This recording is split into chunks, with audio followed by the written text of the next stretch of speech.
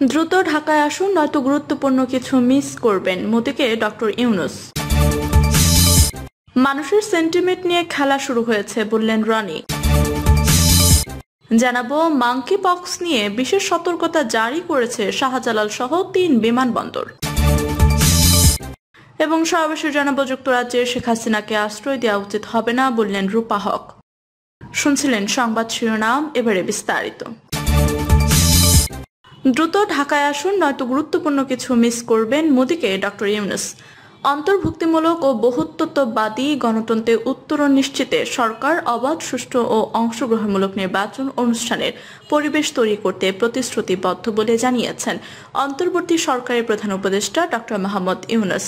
তৃতীয় voice of global south সামিটে virtually যুক্ত হয়ে ডক্টর ইউনূস এ কথা বলেন। ডক্টর ইউনূস ভারতের প্রধানমন্ত্রী নরেন্দ্র মোদী সহ সামিটে ভার্চুয়ালি অংশ নেওয়া নেপাল, শ্রীলঙ্কা, ভুটান, ফিজি, ওমান ও ভিয়েতনামের রাষ্ট্র ও সরকার প্রধানদের দ্রুত বাংলাদেশ সফরের আমন্ত্রণ জানান, নয়তো তারা গুরুত্বপূর্ণ কিছু মিস করতে পারেন বলে উল্লেখ করেন। ডক্টর মোহাম্মদ ইউনূস বলেন, আপনারা সবাই জানেন যে গত 5ই আগস্ট বাংলাদেশে একটি দ্বিতীয় বিপ্লবের সাক্ষী হয়েছে।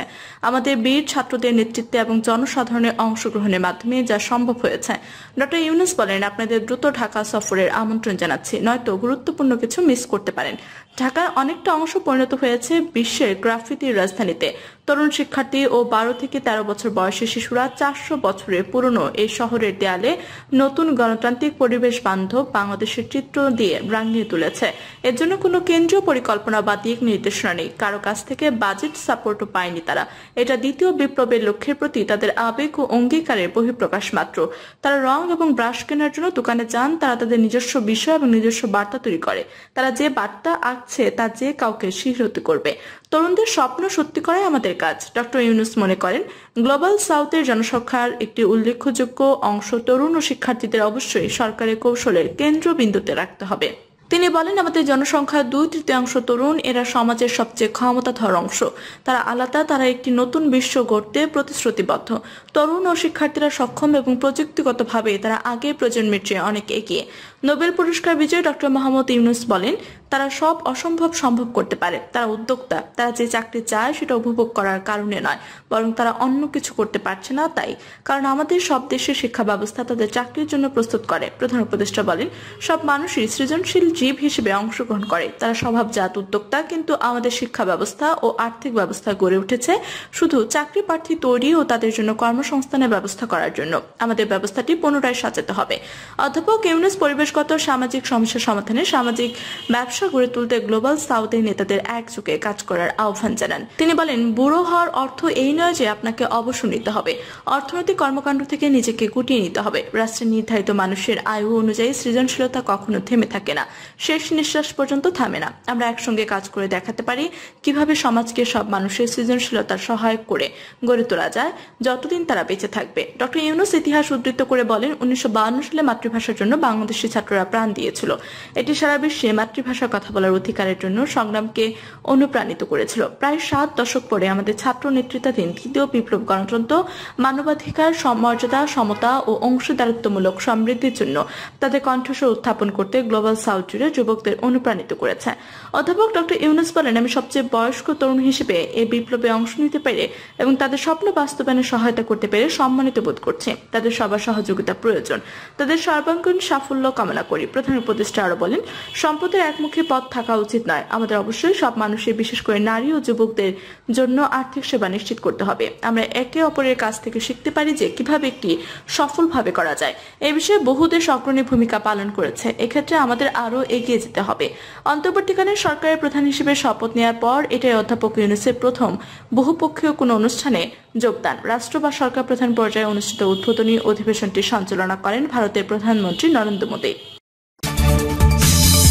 মানুষের সেন্টিমেন্ট নিয়ে খেলা শুরু হয়েছে, বললেন রনি।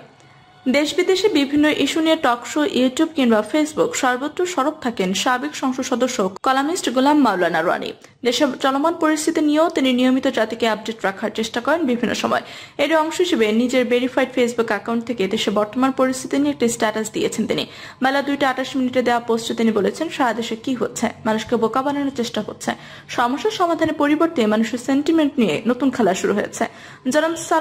জনাব সালমান এফ রহমান, আনিসুল হক পলকের বিরুদ্ধে গণরোষ তুঙ্গে, কিন্তু তাই বলে তাদেরকে যেভাবে অপমান করে গ্রেফতার, আদালতে নেওয়া, লোক লেলিয়ে অপমান করা, এটা মেনে নেওয়া যায় না। এগুলো মন্দ কাজ এবং ভবিষ্যতের জন্য অশনি সংকেত। মেজর জেনারেল জিয়াউল আহসান কোনোদিন ডিজিএফআই এর সঙ্গে ছিলেন না। তাকে বলা হচ্ছে আয়না ঘরের কারিগর, অথচ জেনারেল আকবর, জেনারেল আবেদিন সম্পর্কে টু শব্দটি নেই। মাঙ্কিপক্স নিয়ে বিশেষ সতর্কতা জারি করেছে শাহজালাল সহ 3 বিমানবন্দর। মাঙ্কিপক্স রোগের সংক্রমণ নিয়ে বিশেষ সতর্কতা জারি করেছে হযরত শাহজালাল আন্তর্জাতিক বিমানবন্দর কর্তৃপক্ষ। বিমানবন্দরে আগমনী চ্যানেলের সার্বক্ষণিক একটি চিকিৎসক দল নিয়োজিত রয়েছে বলেও জানানো হয়েছে। শনিবার শাহজালাল বিমানবন্দরের নির্বাহী পরিচালক গ্রুপ ক্যাপ্টেন মোহাম্মদ কামরুল ইসলাম স্বাক্ষরিত বিজ্ঞপ্তিতে এই তথ্য জানানো হয়। এতে বলা হয়, মাঙ্কিপক্স বিষয়ে এয়ারলাইন্সগুলোতে সতর্ক থাকতে, মাঙ্কিপক্স লক্ষণযুক্ত কোনো যাত্রী থাকলে দ্রুত তার স্বাস্থ্য বিভাগকে জানাতে হবে। এছাড়া বাংলাদেশে আসা 21 দিনের মধ্যে যাত্রীদের মাঙ্কিপক্সের লক্ষণগুলো দেখা দিলে 10655 নম্বরে কল করতে অনুরোধ করা হয়।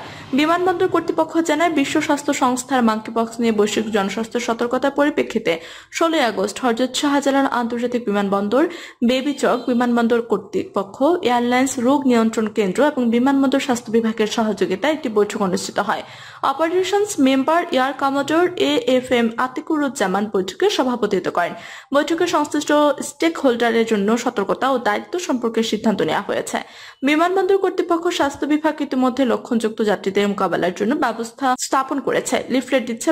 আগমন স্বাস্থ্য ডেস্কগুলো 24/7 ডাক্তারের মাধ্যমে পরিচালিত হচ্ছে। শাহজালাল বিমানবন্দর দিয়ে আগত যাত্রীদের তাপমাত্রা থার্মাল স্ক্যানারে আর্চওয়ে দ্বারা স্ক্রিন করছে। প্রয়োজন হলে লক্ষণযুক্ত যাত্রীদের কুর্মিটোলা জেনারেল হাসপাতাল, সংক্রামক রোগ হাসপাতাল এবং কুয়েত মন্ত্রী হাসপাতাল অ্যাম্বুলেন্সের মাধ্যমে পাঠানো হবে। বৈঠকে এয়ারলাইন্সগুলোকে সতর্ক থাকতে এবং কোনো লক্ষণযুক্ত যাত্রী থাকলে দ্রুত স্বাস্থ্য বিভাগকে অবহিত করতে বলা হয়েছে। আগমনে 21 দিনের মধ্যে লক্ষণগুলো দেখা দিলেও যাত্রীদের 10655 নম্বরে কল করতে অনুরোধ করা হয়েছে। এদিকে শনিবার স্বাস্থ্য অধিদপ্তর থেকে পাঠানো বিজ্ঞপ্তিতে বলা হয়, মাঙ্কিপক্স আক্রান্ত দেশ বা ব্যক্তির সংস্পর্শের কারণে বাংলাদেশে আসা দেশি বা বিদেশি ব্যক্তির মাধ্যমে রোগটি ছড়িয়ে পড়তে পারে। যুক্তরাজ্যে শেখ হাসিনাকে আশ্রয় দেওয়া উচিত হবে না বললেন রূপা হক। ছাত্র জনতার 23 দিনের নজিরবিহীন আন্দোলনে প্রধানমন্ত্রীর পদ থেকে ইস্তফা দিয়ে গত 5 আগস্ট ভারতে পালিয়ে যান শেখ হাসিনা। এখন ভারতে অবস্থানরত বাংলাদেশের সাবেক প্রধানমন্ত্রী রাজনৈতিক আশ্রয় নিয়ে জল্পনা চলছে। এক্ষেত্রে যে দেশটি নিয়ে সবচেয়ে বেশি আলোচনা চলছে তা হল যুক্তরাজ্য। এর মধ্যে শেখ হাসিনার যুক্তরাজ্যের রাজনৈতিক আশ্রয় পাওয়ার সম্ভাবনা নিয়ে কথা বলেছেন বাংলাদেশি বংশোদ্ভূত ব্রিটিশ সংসদ সদস্য রূপা হক। ব্রিটিশ সংবাদ মাধ্যম দ্য স্ট্যান্ডার্ডে এক নিবন্ধনে লেবার পার্টির এই এমপি লেখেন, শেখ হাসিনাকে যুক্তরাজ্যে আশ্রয় দেওয়া উচিত হবে না। তিনি লিখেছেন, বাংলাদেশ কতটা বিশৃঙ্খল ছিল তা নিয়ে গান গেয়েছিলেন জর্জ হ্যারিসন। গত সপ্তাহে তিনি আবার সঠিক প্রমাণিত হলেন। সেই সঙ্গে ইরাকের বিখ্যাত নেতা সাদ্দাম হোসেনের ক্ষমতা চুক্তির মতো ঘটনার প্রতিফলনও দেখা গেছে।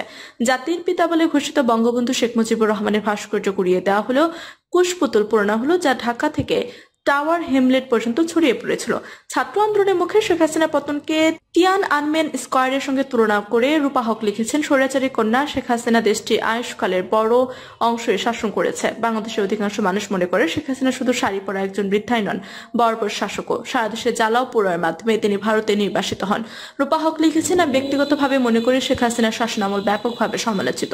সেই সঙ্গে যুক্তরাজ্যের নিজস্ব অভিবাসন সংক্রান্ত রাজনৈতিক স্পর্শকাতরতা বিষয়টি বিবেচনা নিয়ে যুক্তরাজ্য সরকারের এমন একজনকে আশ্রয় দেওয়া উচিত হবে না যার বিরুদ্ধে আন্তর্জাতিক অপরাধ আদালতে বিচারের দাবিতে রয়েছে। অনেক বাংলাদেশি মনে করে শেখ হাসিনাকে দেশে ফিরিয়ে বিচারের মুখোমুখি করা উচিত। ছাত্রদের নিয়ে অন্তর্বর্তীকালীন সরকারের নেতৃত্বে থাকা নোবেল জয়ী ডক্টর মোহাম্মদ ইউনূসের প্রসঙ্গটি নিয়ে রূপা হক লিখেছেন, 84 বছর বয়সী নোবেল জয়ী অধ্যাপক ডক্টর মোহাম্মদ ইউনূস এখন বাংলাদেশে হাল ধরেছেন। সম্প্রতি জনপ্রিয়তার ভয়ে তাকে কারাবন্দী করার ষড়যন্ত্র করেছিলেন শেখ হাসিনা। বন্দিদশা থেকে মুক্তি পেয়েছেন সাবেক প্রধানমন্ত্রী বিরোধী দলীয় নেত্রী খালেদা জিয়া। এর মধ্যে হাসিনা হাসিনার ছেলে সজীব ওয়াজেদ জয় বিভিন্নভাবে বিরোধীদের ইসলামিস্ট ট্যাগ দিয়ে বেশ কয়েকটি ভিডিও প্রকাশ করেছেন। সে সঙ্গে তার মায়ের প্রতি অকৃতজ্ঞতার জন্য বাংলাদেশিদের তিরস্কার করেছেন। আবার তিনি এও দাবি করেন যে তার মা বাংলাদেশে ফিরে যাবেন বলে প্রতিশ্রুতি দিয়েছে। সবশেষ রূপা হক লেখেন, তবে ঝুঁকি এখনো থেকেই যাচ্ছে।